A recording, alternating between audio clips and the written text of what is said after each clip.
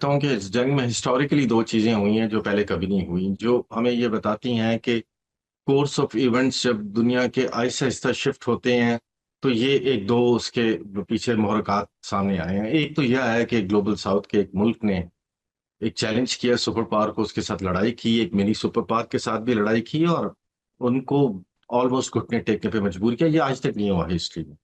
और दूसरा जो बड़ा इंपॉर्टेंट इवेंट मैं कंसिडर करता हूँ वो यूरोपियन कंट्रीज का, इन पर्टिकुलर नेटो का अमेरिका को रिफ्यूज करना। ये भी कभी वर्ल्ड वॉर के बाद या जब से नेटो बनी है ये नहीं हुआ। ये एक बड़ा इंपॉर्टेंट चीज सिग्निफाई करता है। एक तो इसका टेम्परेरी इफेक्ट भी हो सकता है कि जब तक ट्रम्प साहब हैं तब तक ये लोगों के दरमियान में इसी तरह एक खलिश रहे और उसके बाद कोई नया प्रेसिडेंट आए और वो फिर इन मामलात को नेटो के साथ ठीक कर ले, which is more probable.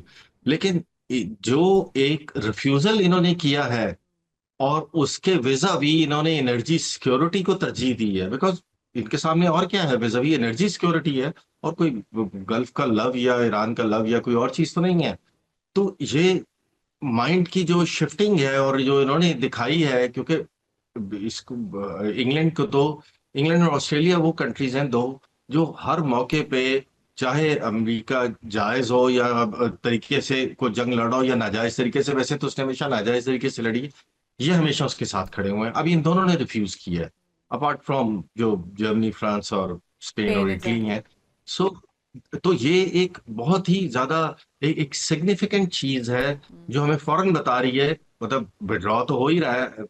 Trump साहब ने कल की पीट हेगसेथ की स्पीच ही बहुत डिफीट की स्पीच थी, तो उससे तो अंदाजा हो गया था कि अब ये निकलना चाह रहे हैं और ये मुज़ाकरात भी जस्ट एक एक स्मोक स्क्रीन है एक्चुअली। थोड़ा सा उसको वो देने के लिए एक face saving kind of a thing. Decision तो इनका 15-20 दिन पहले हो गया था, जब इनके इनिशियल 10 डेज में इनको अंदाजा हो गया था कि किस तरह उनकी डिसेंट्रलाइज्ड कमांड है, किस तरह रजीम विद इन रजीम चेंज हुआ है और उससे उनके फर्क नहीं आया, और किस तरह आवाम इनके साथ खड़ी रही। ये तीन अवामिल हैं जिसने इनको मेरे में 10 दिन के बाद ही इस कंक्लूजन पे ले आए थे कि वॉर ने अब अल्टीमेटली खत्म होना है, not on our term but on others term. अब उस टर्म को जिस तरह सॉफन किया जाए, ईरान को मीनवाइल जिस हद तक डिग्रेड कर दिया जाए, जो अमेरिका से ज्यादा इसराइल की ख्वाहिश है, ये उस चीज पे चल रहे हैं। यानी कि इस बार वो जो धमकी है कि हम कागजी शेर नेटो की बात जो ट्रम्प साहब कर रहे हैं कि उसमें से निकल जाएंगे, वो धमकी भी आप कह रहे हैं कि काम नहीं आई। इस बार बरतानिया और दीगर ममालिक बड़े फर्म हैं इस मामले में कि उनकी ये जंग नहीं है, उन्होंने इसमें शामिल नहीं होना है। मेजर जनरल रिटायर्ड रज़ा मोहम्मद साहब भी मौजूद हैं। मुझे बताइएगा रज़ा साहब, ये इतना इम्पॉर्टेंट पॉइंट है जिस पे ट्रम्प साहब कह रहे हैं कि हम निकलने के लिए तैयार हैं, बट नेतन्याहू जो है वो इज सो स्टबन कि वो कह रहा है कि हम मिसाइल दागते रहेंगे और ये जंग और ये कार्रवाइयाँ जारी रहेंगी। How long do you see Netanyahu fighting against Iran without America? जी अस्सलाम वालेकुम। बहुत शुक्रिया मिस फरवा मुझे प्रोग्राम में लेने के लिए, और एयर मार्शल प्लेजर। साहब के लिए बहुत अस्सलाम वालेकुम। बात ये मिस फरवा कि जहाँ तक इसराइल का ताल्लुक है, इसराइल के अज़ाइम, इसराइल के जो वॉर एम्स हैं वो बहुत डिफरेंट हैं।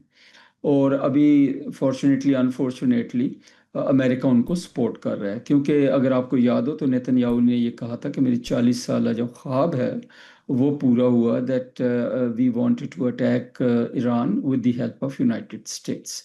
अभी उनके जो अज़ाइम हैं और जो अमेरिका के अज़ाइम हैं वो कुछ ज़ाहिर हैं, कुछ छुपे हुए हैं। मेरे ख्याल में सबसे बड़ा अज़्म उनका या उनका जो वॉर एम है वो ये है कि ईरान जो है वो it should cease to remain a challenge to Israel supremacy in the reason.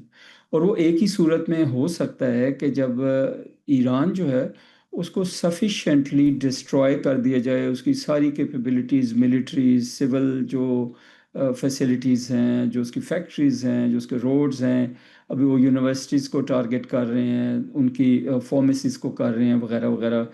America claim कर रहे हैं हमने उनके नेवी और एयर डिस्ट्रॉय कर ली और वो खड़े होने के काबिल नहीं रहे, क्योंकि ये एक पार्ट है नोशन ऑफ विक्ट्री का। बट इसराइल की जो आपने पूछा कि जो क्यों प्रोलॉन्ग करना चाह रहा है वॉर को, तो इस प्रोलॉन्गेशन में जो उनका फ़ायदा वो यही है कि वो चाहते हैं कि जैसे उन्होंने गज़ा को ऑब्लिटरेट कर दिया बिल्कुल, और लेबनान में वो यही काम कर रहे हैं। वो एक वॉर मशीन है जो ये चाहते हैं कि इनके इर्द गिर्द जितनी भी रेजिस्टेंस है, चैलेंज है, वो तबाह हो जाए और ईरान ऐसा हो जाए कि अगले कई डेकेड्स तक उठ ना सके। जहाँ तक नेटो का ताल्लुक है और जो प्रेसिडेंट लेकिन ट्रंप का लेकिन क्या ताल्लुक वो है, अमेरिका के नेटो बगैर, तो क्योंकि बात डोनाल्ड ट्रंप होगी साहब कह अभी। रहे हैं कि वो निकलना चाह रहे हैं, और ये इट्स जी विजिबल, जी जैसे कि अलवी साहब ने भी बात की कि इट्स रिटन ऑन देयर जी फेस, जी तो वो निकलना चाह रहे जी हैं, जी। तो वो क्या उसके बगैर ही कंटिन्यू कर सकता है इसराइल इतनी देर तक? अ, मेरे ख्याल है ज़्यादा देर तक नहीं कर सकेगा ठीक जी। है। जो आपने कहा कि क्वेश्चन ये था कि जी इसराइल कंटिन्यू करेगा अकेले, किसी हद तक करेगा, लेकिन उसके लिए ज़ाहिर है उनको सारी सपोर्ट जो है वो यूनाइटेड अमेरिका से भी स्टेट्स से चाहिए। चाहिए, नंबर वन। नंबर टू बात ये है, उनकी भी जो कैपेसिटी टू इंटरसेप्ट जो है, जो अटैक है उनके मिसाइल्स का और ड्रोन्स का, वो कम हो गई है। उनके यहाँ क्या काफ़ी कैजुअलिटीज़ हुई हैं, डिस्ट्रक्शन हो रही है, और इसराइल की जो आवाम है वो इस चीज़ की आदी नहीं है कि वहाँ पे डिस्ट्रक्शन हो। और आपने सुना होगा 10 to 20% लोग तो ऑलरेडी इसराइल को छोड़ के जा चुके हैं। तो एग्जैक्टली। अकेले कंटिन्यू करना पॉसिबल तो है, लेकिन वो उसका जो स्केल ऑफ वॉर है, जो स्केल ऑफ इंटेंसिटी है, वो बहुत कम हो जाएगा। और प्रॉबेबल मुझे यही लगता है कि अगर एग्जिट करते हैं मिस्टर ट्रम्प और अमेरिका एग्जिट करता है, बिकॉज ऑफ वेरियस रीजन जो आपने अभी बात की कि ईयू भी साथ नहीं है, एट होम उनके काफ़ी ज़्यादा जो है वो अपोजिशन है, नो किंग वाली मूवमेंट का आपने बिल्कुल। सुना है अभी हम सब ने कि 8 मिलियन से ज़्यादा लोग खड़े हो गए उनके खिलाफ। Congress is not for it. तो अमेरिका अगर निकलता है तो इसराइल का अकेले यहाँ पे रहना काफ़ी हद तक मेरे ख्याल में ज़्यादा देर तक मुश्किल होगा। ठीक है, यानी कि वो जो तसव्वुर किया जा रहा है, जून में जिस तरीके से हमला किया था ईरान पर इसराइल ने, और फिर हमने देखा था फिर वो B-2 बस्टर बॉम्ब्स अमेरिका ने आकर गिराए थे। अच्छा, एक और सवाल है अलवी साहब, ये जो यूरेनियम को कब्जे में लेने की बात हो रही है, चूँकि ज़ाहिर है कि आप लोग फील्ड में भी सब परफॉर्म, आई एम श्योर कि देखा होगा, कर चुके होंगे, एक्सपीरियंस्ड हैं, जब एयरफोर्स हमला आवर होती है किसी भी मुल्क की, या प्रोटेक्ट करती है, डिफेंस में जाती है, या फिर बूट्स ऑन ग्राउंड होते हैं, तो ज़ाहिर है कि उसके डिफेंस और उसके डिफेंस में डिफरेंस तो होता है, लेकिन मकसद तो एक ही होता है, मुल्क को महफूज करना। अब ईरान में फॉर इंस्टेंस अगर हम ये स्केच खींचें कि अमरीकी फ़ौज या अमरीकी एयरफोर्स दाखिल होती है और यूरेनियम को कब्जे में लेने की बात की जा रही है, how dangerous do you see it would be either way for both countries, or do you see it coming from one side? नहीं है बिल्कुल। अब तो ये आउट ऑफ क्वेश्चन होगी ना, अब तो ये डिस्कशन वाली चीज ही नहीं रही है एक्चुअली। जब से ट्रम्प साहब ने कहा कि मैं जा रहा हूँ, उससे पहले भी नहीं थी डिस्कशन में। ये ख्वाब ख्वाब वाली बातें हैं। देखिए, ईरान के अंदर तो वो किसी साहिल किसी साइड से भी नहीं आ सकते हैं, बिकॉज इमीडिएटली वो एलिमिनेट हो जाएंगे। मतलब 8-10 लाख फौज है वर्सेस उनके को 8-10 हजार सिपाही, बाकी तो 50 हजार हम कहते हैं, वो तो मुख्तलिफ अड्डों पर है ना, और उनको मैन कर रहे हैं उनकी चीजों को। तो ये बिल्कुल बचकाना सी चीज है फ्रॉम मिलिट्री पर्सपेक्टिव। तो ये कोई गुफ्तगू ही नहीं है एक्चुअली कि यूरेनियम को कब्जा करना।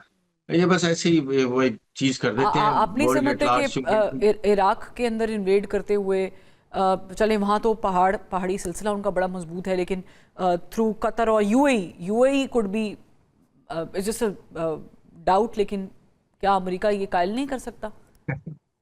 देखिए, वो उन्होंने एक सवाल पूछा था ईरानियन प्रेसिडेंट से कि ये किधर है 460 kg।